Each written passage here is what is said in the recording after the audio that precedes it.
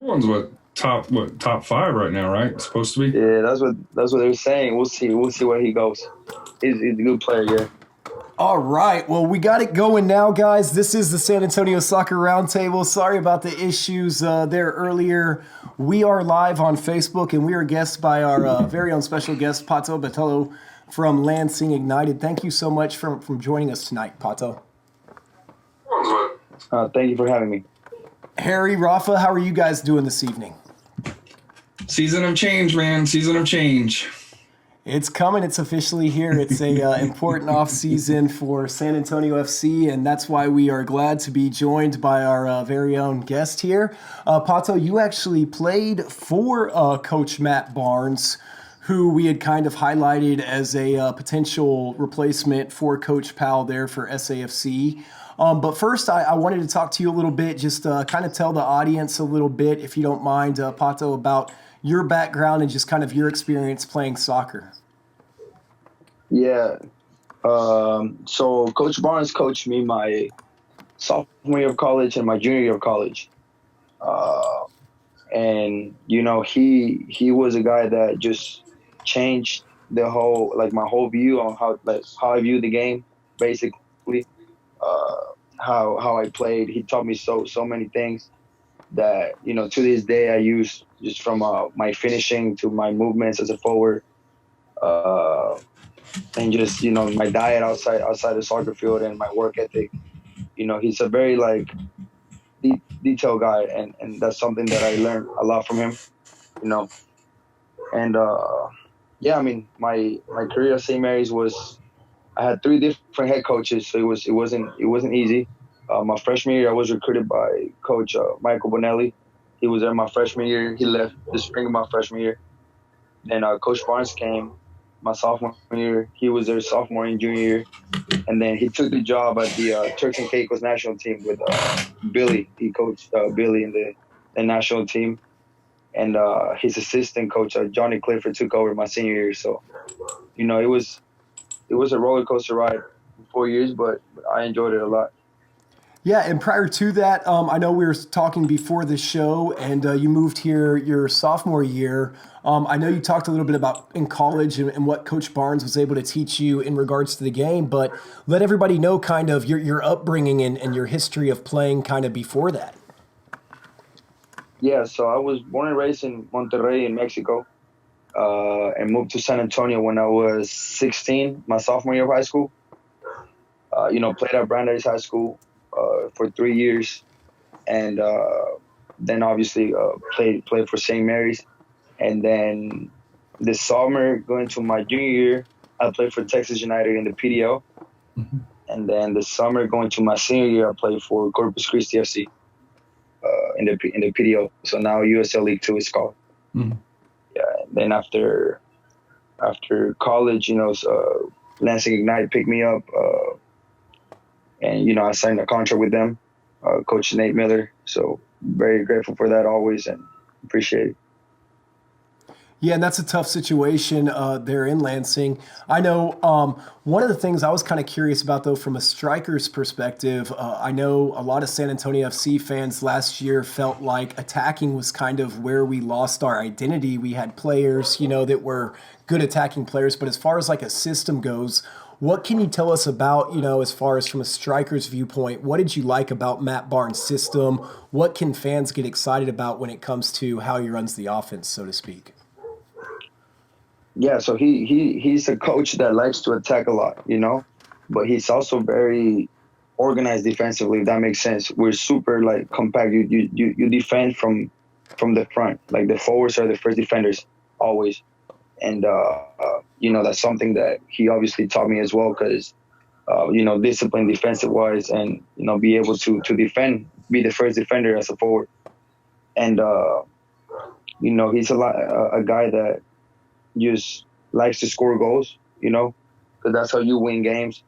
And we practice, every single day, finishing, and my finishing just got so much better when he was coaching me, and movements and stuff like that, not just from the striker, but also the people behind me, my tens, my outside midfielders, and even the center mids. So everything he does is super detailed. And, when you go to the game, you see situations that you practice. So it makes you think like, oh, we practice this, and it makes it so much easier. And yeah, I mean, his style of play, he has a lot of formations that he likes to play. Usually a 4-4-2, but he changes. Just depends on what kind of players he has. So But he's not I afraid don't to know what change from it it. up. Not at all, man. He's a guy that knows his players very, very well all the time. He knows what he has to, what players he works with. So, if he has, A type of players, he might play a 4-4-2. But if he has this type of players, he's gonna change it to a 4-2-3-1 or 4-3-3 or something like that. So that's something that I liked a lot because, if something wasn't working, he was willing to change and not wait till the game is over and you took a loss and be during the game or at halftime if it's not working, he would change it. So that's something that not a lot of coaches have, and he does. So. Gotcha. Yeah, I know making adjustments was one of the things we definitely wanted to see a little bit more of last season. So I don't think I was like, sign him up right now. Harry's all ready to bring him on board. Sold. Sold. No, and I know too. We kind of just wanted to touch on a little bit what you guys were able to accomplish up there in Lansing. It was definitely one hell of a season that you guys had up there. Can you tell us a little bit about maybe just how you guys were able to come together as a unit in such a short time and create such a successful squad? Yeah. So when Coach Nace gave me my first call and offered me the contract. He had a formation. He had a system that he wanted to play, and he made it very clear to me. This is the type of players we want, and this is the type of attitudes we want on the team as well. So, it's never easy to start a team from zero. We never played together or nothing like that. But the type of guys that we had in the locker room, there was no egos. There was no arrogant guys. We were all super. It sounds cliche, but we were a family. Honestly, on and off the field, we were very, very close with each other. So that made it super easy to transition it to the field. And we had a great season, second place in the regular season, and lost in the semifinal. Didn't end how we wanted to, but as a first year team, I thought it was a very good season. Yeah, I was looking forward to a trip up there to North Texas, man, to come watch you guys and see Alex Bruce and everything. But, I know you guys, obviously, that was what you wanted more than I wanted it, so I don't need to tell you that. But I know Alex Bruce wanted me to tell you BB Boys for life, so I got to get that in there for him, whatever that means. But yeah, man, like I said, it was a little bit sad to kind of hear what happened there at the end of y'all's season and everything. But, I'm just curious because you've played at a few different levels now, PDL, USL League One, college. How important is it in the locker room? You mentioned there were no egos, and I feel like in soccer, and I'm sure it's not unique to just this sport, but egos is a big thing, especially in the locker room. Can you talk just a little bit about how important that unity is there in the locker room, or what your experience has been like kind of battling that through these different leagues? Yeah, so even in college, you have players that have egos. It's just the nature of the game, I feel. Mm-hmm. But when stuff like that happens, it's just not. It's not gonna work, man. Everybody has to, especially if it's a few guys that are starting.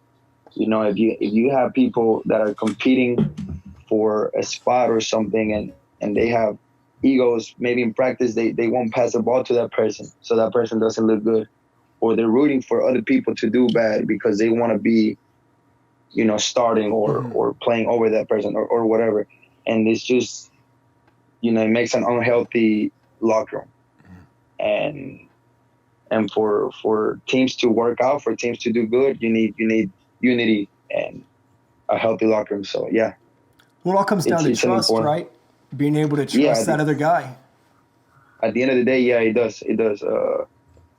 Don't try to, a lot of people, like you said, when you have egos, you try to do everything yourself. Maybe necessarily, maybe I won't pass the ball this time. I'm going to take my shot and not trust my teammate or I want to look better, so I'm gonna take my shot and see if I score, or try to dribble someone where you don't have to dribble. You probably have to pass the ball there or something like that, and you just hurting your team more than anything. You might look good for 5 seconds, but if you don't look good for those 5 seconds, you're gonna mess your team up. So yeah. Gotcha, man. Rafa, did you have any questions or anything like that you wanted to talk to Pato about? Yeah, about the as far as with Coach Barnes, as far as the locker, we're mentioning locker room. How's the locker room environment around Coach Barnes? Just to give an example out there to see if if he's chosen by SAFC as well as the new head coach. What is the atmosphere going to be like? What should the fans expect? Him. It's also interaction with the fans too. How is he going to do for those areas? Yeah, so I think it's super hard what Coach Barnes did with us, because he brought a lot of international players. We had a lot of international players from Scotland, England, Australia, and then Mexico, and obviously US and stuff. So to be able to bring everybody together from that many places and be able to, we all be on the same page, it's a very difficult thing to do. And I think, he did it very, very well. It's the same thing as St. Mary's. The guys that I was there, they're now, juniors, sophomores, seniors. And I'm still friends with them, I'm still really close with them. And that's something that, Coach Barnes brought us together. So, he knows how to handle locker rooms very, very, very well.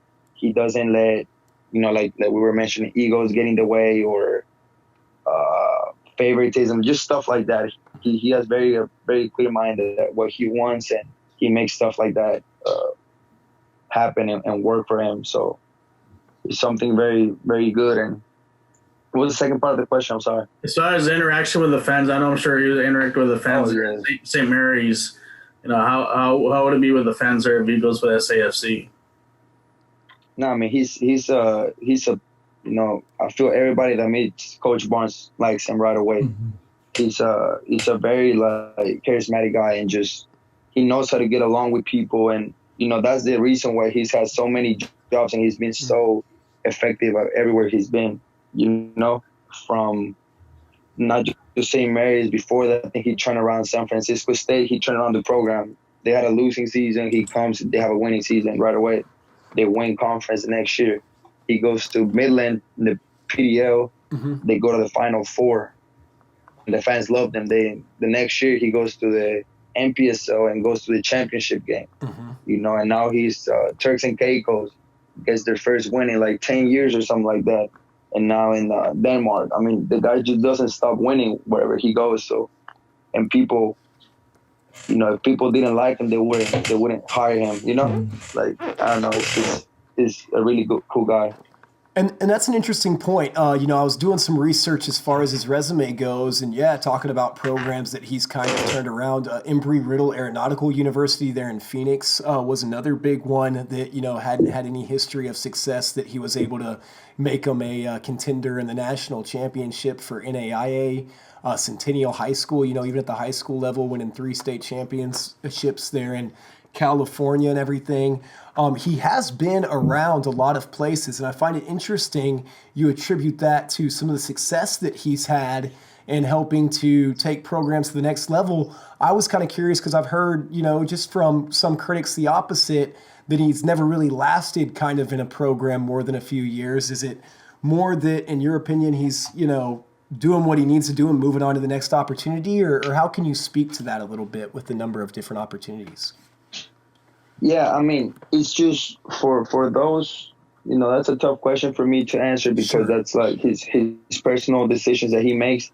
But he never leaves a place without having success, if that makes sense. Accomplishing what he's set to accomplish kind of at that place. Exactly. So, I mean, he loves San Antonio. He still has his house here. So I feel if he were to get the job at San Antonio FC, it would be for as long as they want him, mm-hmm. Because he'll be willing to work and not necessarily turn San Antonio FC around, because they have very good players and they they almost made playoffs. They're right there, but accomplish what the fans want to see, which is at least getting the playoffs and get to the conference semifinal, final championship game, which is what everybody in the city wants to see, honestly. I think you've got a good pulse beat there as far as expectations goes. Yeah, I mean, I'm just saying, man. He's a guy that makes everything work. I don't know how he does it. He just makes it work. Like, well, through talking to some of his former players and stuff like that, I've really just seen an outpouring of admiration and support for him. So I can definitely see from players who have played for him, them coming to his back and everything. I think says a lot about a coach. Mm-hmm. Yeah, he always has the players back too. Like, when people used to get in trouble at my school, he always, he would protect us. And that's something that not a lot of coaches are willing to do with their players, especially at the pro level. If something does something outside the field that, might look, make him or someone else look bad, but he's always willing to die for his team. And that's why I feel so many people that have played for him like him so much as well. High words of praise here from Pato Botello. Before we let you go, Harry, did you have any final questions or anything like that? No, we kind of covered everything. Like I said here, I'm sold now. So let's make the announcement tomorrow. Well, Pato, thank you for joining us, man. It's always nice to meet another local here in San Antonio. I appreciate you agreeing to come on and everything. And I know you can't really speak to what's next quite yet, but we look forward to whatever decision you make there for your family, man, and everything else. Hey, it could be in San Antonio if Barnes comes here, right? Fingers crossed, baby. I like strikers. that would be San Antonio would be something, huh? But yeah, I mean, as soon as I know what I'm doing, I'll let you guys know. I'll let you know first. I'll tell you that. I'll let you know first. I appreciate it. Appreciate that, man. Well, we'll talk to you soon, Pato. Don't go anywhere, guys. We'll be right back to talk some more San Antonio soccer. All right. It's funny, man. Like I say, you start talking to some of these former players, dude, and they're all sold on this dude. You're sold on him, too. You start doing the research, man, and I'm telling you, like, I know it's not a sexy hire. Like, I know that, but... And we'll talk here. I'm done. All right. So we're back, and that was Pato talking about Matt Barnes. Harry, I know you were kind of the skeptic in the room or whatever, so to speak, after kind of hearing firsthand account of a player's admiration for his coach. What say you, sir? Well, you got to root for him, especially where he's got local ties and stuff like that. My only concern, and this is where USL Championship is a different breed than college. It's a different breed than PDL. And this is nothing against any of the candidates that we talk about, here. I personally would rather have somebody that has the experience in the league, just because, this isn't the USL Championship of 4 years ago. You've got qualified coaches that have great experience, in it. And it's not to say somebody can't come up and take the reins and stuff like that. My question is does he know the league? And, I was listening to, interview with Mike Watts, and he pointed out, in the USL West, you could go from turf to baseball to grass, good grass, like up, in Salt Lake, to our pitch, which, depending on the year, could be either really great or it could be a little bit sandy. Still on that pitch. So, but just the different environments. Sure. There's a lot that comes into it to where, to where you've got to know the league. And I'm not saying Matt Barnes wouldn't, Coach Barnes wouldn't do the work, and obviously he's gonna, put hopefully some great assistants around him.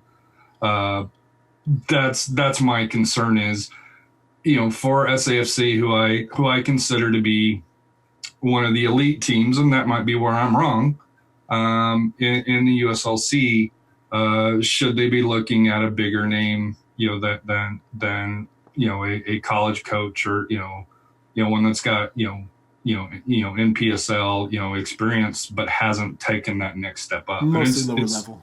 Yeah, it's not, saying he can't do it. It's just, do you want to have somebody that's got a proven resume that's got it, for instance, like Adam Smith from Fresno?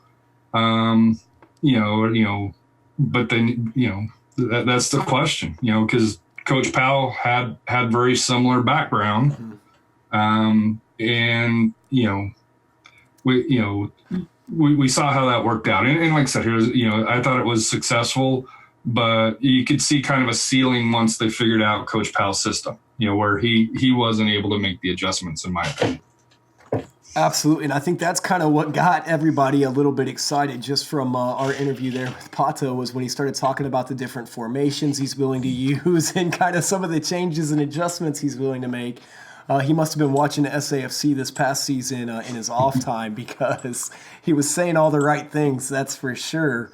But, I get the attraction of a big name. I know everybody kind of wants to see that splash and feels like, San Antonio needs to make that big name signing.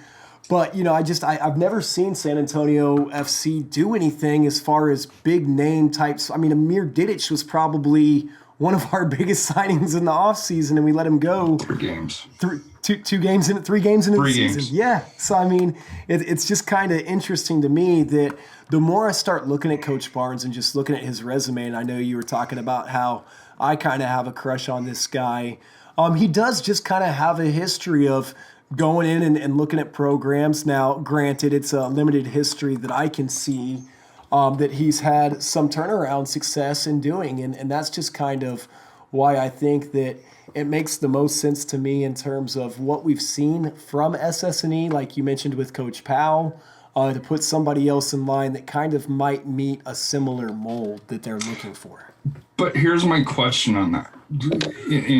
In San Francisco State, was it Lubbock Christian? Mm-hmm. St. Mary's. Embry-Riddle Aeronautical. They're not big D1 programs. And that might make it a little bit more impressive for that here. But, even at the college level, it's been more, the D2, D3, levels along those lines, to where that it's just, like I said, it's nothing against him personally. It is just, to me, it's something that, that I just, and you're right, SAFC hasn't done that big name. But that may be what the issue is they need to they also need to step out of their comfort zone and take the next step. Coach Powell was a great hire. He did a lot of great things. He got the academy started. He got the team, off the ground that the Scorpions had set up, for him, with the basic platform. SSNE did a great job coming in and continuing that. But it's time to take the next step as an organization. And that's my question, and I guess that would be my question is as an organization, are you taking the next step if Barnes is the one that's brought in? So, and Rafa, you can probably speak to this a little bit more as a coach, because I'll answer your question, Harry, kind of with another question and just redirect it to Rafa.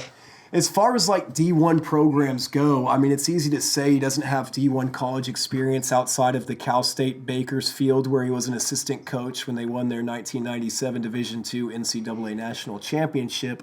How hard is it, though, to get a spot as a D1 coach in college soccer? I mean, it's not like they just have a ton of openings. It's difficult. I mean, you have to really, as far as a club player, then your sophomore year, you've already been, either offered a scholarship already or being already recruited. And usually a lot of those players have national team or what's it called? I lost it on my mind. Anything has a national national team development. The OEP yeah. Mm-hmm. So if you're not among that, but also the thing is, the players, when it comes to D1, most of the D1 programs are now getting more international players. If you look at any roster, pretty much 3/4 of the team are international players. So the 1/4 is pretty much domestic players, which is kind of, like I said, that's a whole different subject as far as hurting U.S. soccer in general. Well, and but I just meant like for a coach though, like let's say for Coach Barnes to try and get D1 experience at a program, they're not constantly looking for new coaches. I mean, like if you look at it, taking a program like Virginia and North Carolina, I mean, you're going to be in big games, or you're in UCLA or Indiana, you're playing big games or SMU. So I can see maybe a coach from one of those programs coaching at SAFC because he's been in big games. He's got elite programs. That would make more sense, more. But I think they really may have to make a splash. I think kind of beyond the USO experience, maybe MLS or a European experience. Maybe someone from getting somebody from across, from a second division team from England or Germany. They have to, and then also it's going to go back to what is the general manager going to do? What kind of players are you going to build around? We do got Pirano back. Are we going to build around him? And it's also going to what kind of system the coach that comes in, what kind of type of players is he going to need in order for him to be successful on the field. A suggestion from Facebook from Trevino CJ. Meant young Carlos Osario, bilingual, American wife and kids, great story. Of course, it's a dream because he was the former coach of the Mexican national team. But his point, the reason why it could help out is he could reach out to the areas of the city that's being ignored and help connect with the Hispanic media, which is a weakness that we've all stated before. Now he's coaching in Colombia, so I don't know how realistic that would be. But you're looking at wanting to bring somebody in from outside. Dream, Harry, come on, man. Hey, but he's got ties, and he makes great points. That's coach. Well, to me, especially, I would go more, Mexico, Central American over European, because that's the fan base here. It's, as much as, Bobby Mosley, as much as, Coach Powell and a lot of us, I don't follow a lot on EPL, but, a lot of SAFC fans follow the EPL. But if you're trying to build the base, if you could bring in somebody, and this is why, I submitted a message down to Gordino, Jose, to say, hey, is there anybody that possibly in, Liga MX or, Central America that could be a candidate? Because to me, I think if you want to step outside of USL, I think you go south, not, over the pond. Well, Las Vegas did that last season, and it flamed out. Yeah. That imploded quick. But I think that was just a wrong coach, kind of known for that. Even though he had Division I experience with Puebla, with Chili's, but he hadn't really never been successful down there.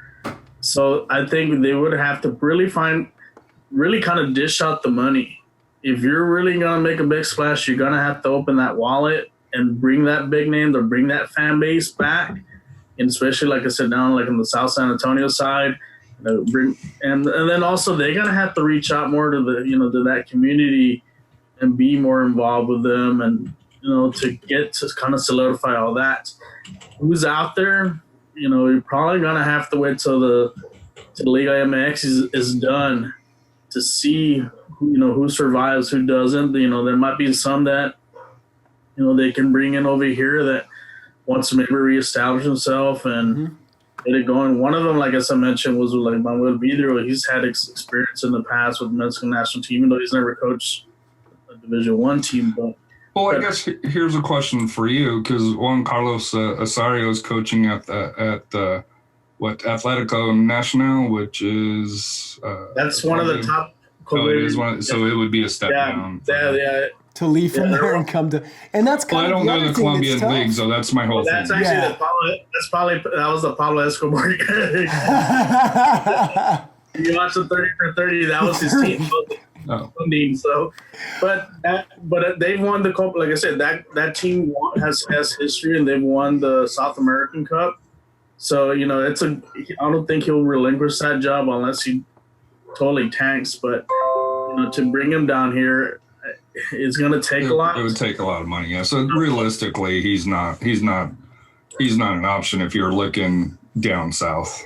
And Chris Hockman's actually working on an article right now, too, for sasoccer.org, where he's going to do kind of a stat stuff analytics on some of the different coaches that are available and who he thinks may wind up here in San Antonio. And I know, Harry, you had a few thoughts kind of on that as well that we wanted to discuss. But we also have some exciting news kind of in the college scene here in San Antonio for University of Incarnate Word. Harry, do you want to tell everybody the good news?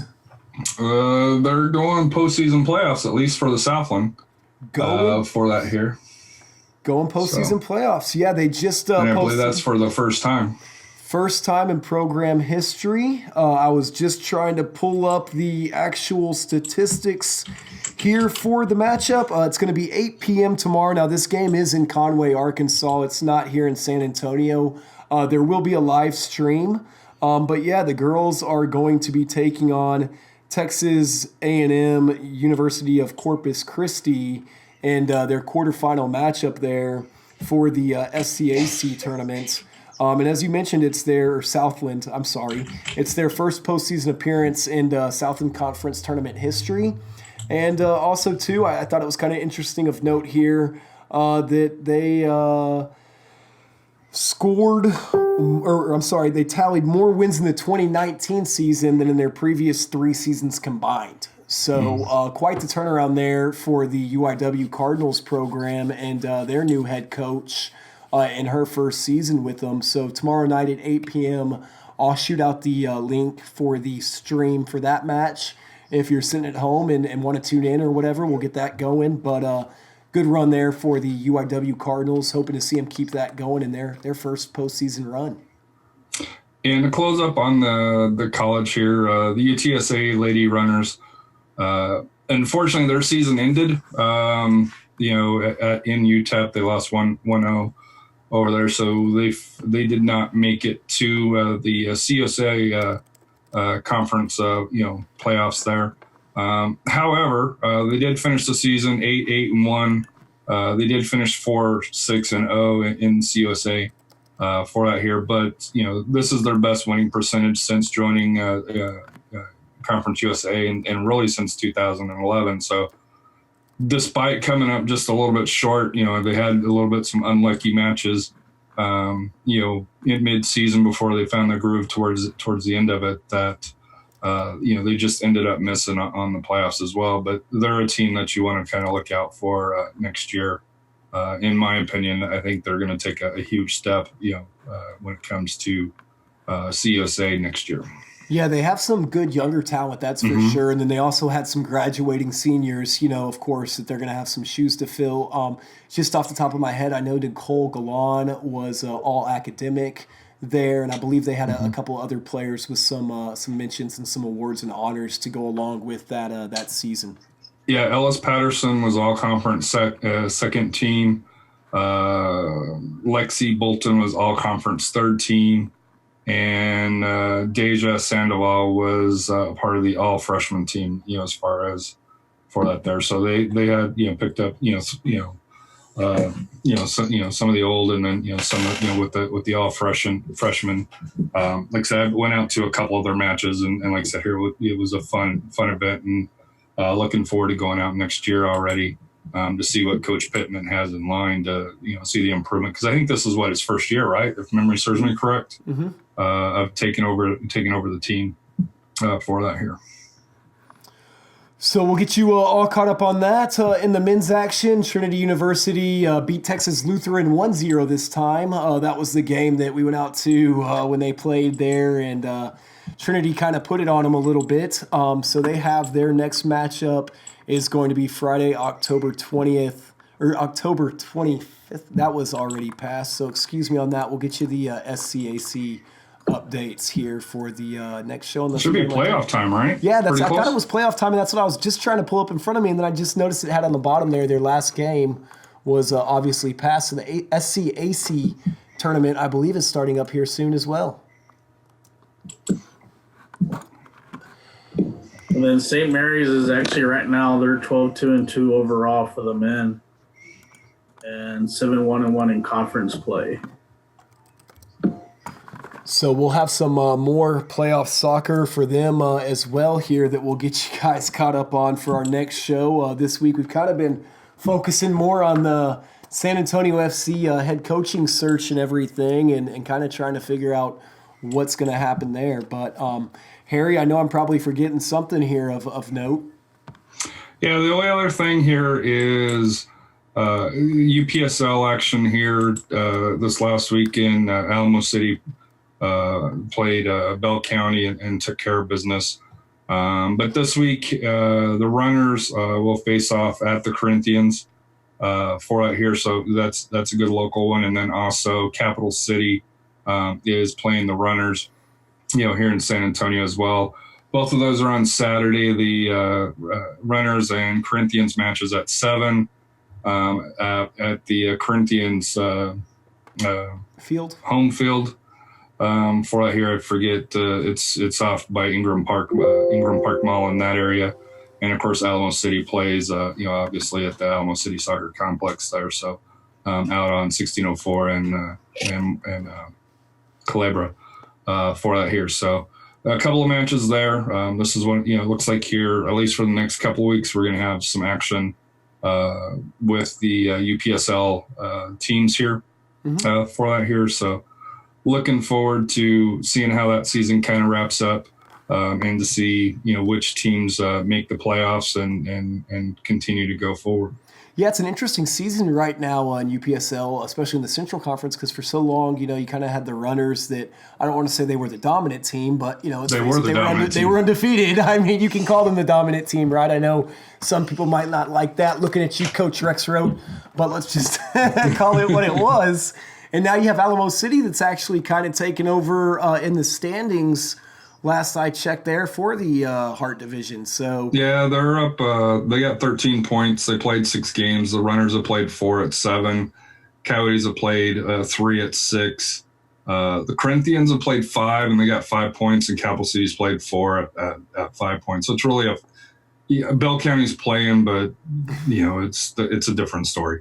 So there's really, it's really, 5 teams that are in my opinion, kind of competing for it. Versus just the one, though, where it was pretty much sewed up and down to 2 or whatever by halfway through the season. Well, yeah, Waco, like last year's, it was basically Waco and the Runners, and, they were trying to fill out maybe 3rd place. But this year it's still, it's still pretty competitive, especially with the Coyotes, having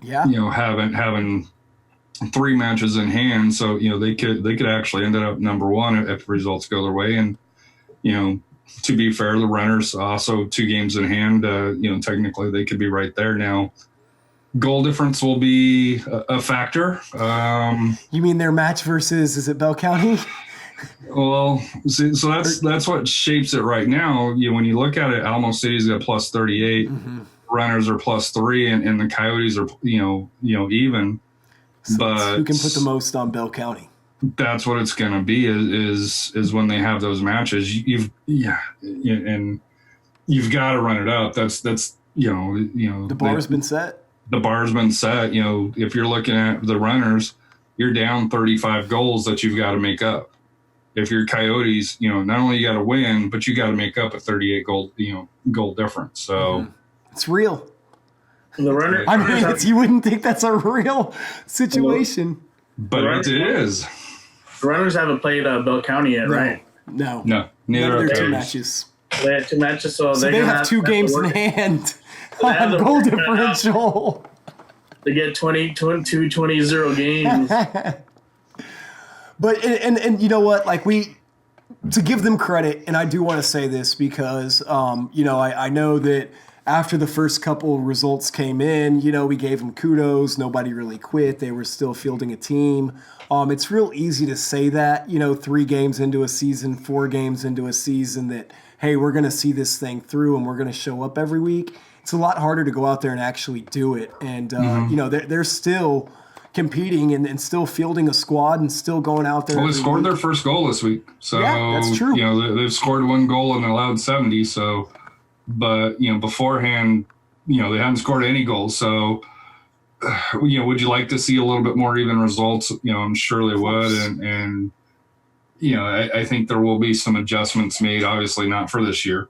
But going forward, and like I said, here, there was a team in Florida that got beat 18-0 as well. So when you get to this level where it's semi-pro,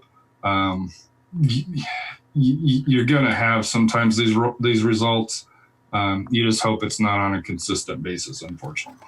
I just find it odd that they don't, as far as talent base over there in Killeen and Temple and Belton, and I mean they can't find players unless it's just schedules are mixed up and so forth. It just seems kind of odd that a lot of your good players are in college right now too, and stuff like that. And I doubt they had an intention of losing this badly, but well, plus you got the Coyotes FC that's in the same area, and Waco's not that far either. Right. So if if you are,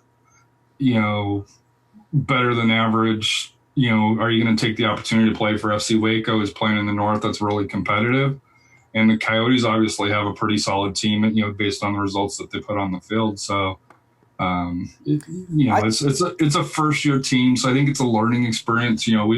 We all in our mind think, hey, it'd be pretty easy. I'm not going to lie. If I won a lottery, I'm all like, hey, I can put together a team and hey, let me hire Scott to be the coach and we're going to knock it out. Yeah.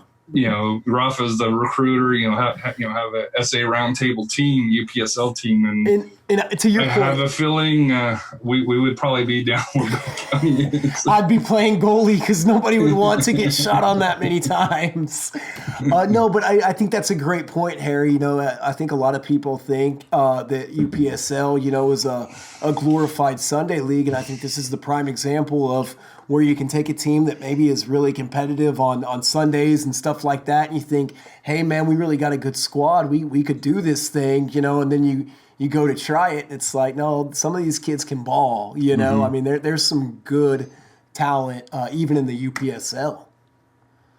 Well, yeah, and to me, I think UPSL does, while there's some growing pains that's going on, mm-hmm. I think it is a great asset for U.S. soccer. Where they're kind of help bridging, that from the Sunday leagues to young kids that we've seen high schoolers and stuff like, especially like Bernie Thunder, stuff like that are fielding more of the younger teams, Alamo City with some of the academy kids, where it's giving them that opportunity to take that step up that you're maybe not getting in high school. For that here, where you're getting that taste, and I think it's a good opportunity, and like I said here, hopefully, the kids can learn, and it also gives old guys like you, Scott, an opportunity to say, hey, do I have the potential still, and then you can learn the real reason. Believe me, there's lots of real reasons. It's not just one. But yeah, fun show tonight, guys. I know it was a little bit shorter than usual. We finally notched a 45-minute show, so I think that's got to be some kind of record. Well, probably even less than that with the 5-10 minutes mishap delay on that. So calling me out? I'm calling you out, man. Do that rookie move with the guest audio error, not SAFC related. Pato. And then you got to talk about my game on Sunday. He's just gonna have. I was trying to fill in the time, man. All right, guys, let's wrap it up though. Final minute, Rafa. Let's start with you, buddy. What do you got for final thoughts for today's show? Just looking forward, I guess, to see what I know. It's been awfully quiet on the SAFC end. They're kind of keeping things secret. We'll see what kind of reaction they're going to make as far as, are they taking their time or they're waiting till after everything, the final of the, for the USL to make a move as far as what coaches are going to be available and see who they interview. And then hopefully you'll see what players stay, what players, end up going out, to somewhere else. And hopefully we'll get a more clear picture of the next month or so.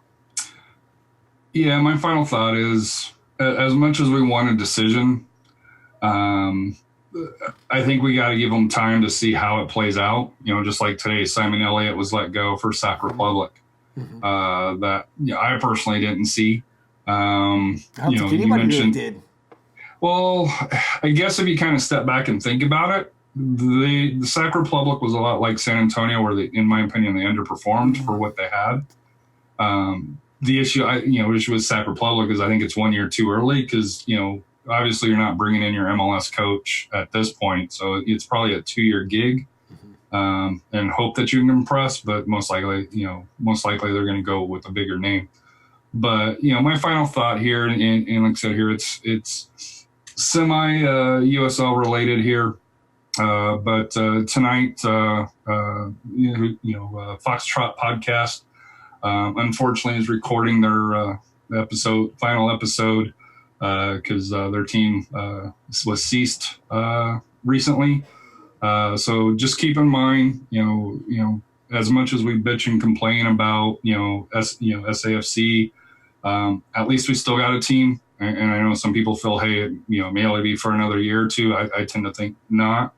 So just appreciate what you got. Like I said here, I know, as much as I grumble, about SAFC, I still enjoy going out there, and I can't imagine that opportunity just being taken away and, for that here. So I know that's lower division soccer in a closed league, but, if you can, like I said here, just take it with a grain of salt, for the changes here, because, SAFC could just decide, hey, we don't want to do it anymore.